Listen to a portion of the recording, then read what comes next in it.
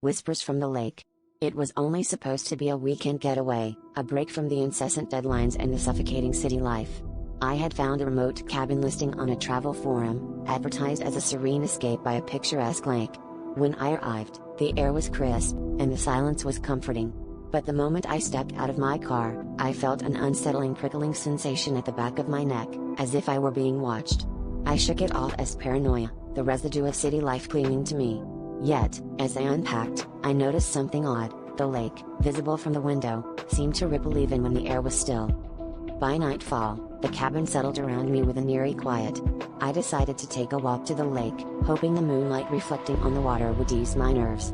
As I got closer, I heard the faintest whisper carried by the wind. Straining to listen, I realized it was coming from the lake, a soft, insistent murmuring that crescendoed into my name. I froze, my heart pounding as the water began to froth and bubble, churning as if something underneath was desperate to surface. I stumbled back, my mind racing to justify the inexplicable. The following day, I tried to convince myself it was a trick of the mind, a product of isolation and fatigue. But as evening approached, the whispers returned, louder and more distinct. This time, I was prepared, clutching a flashlight as I approached the lake.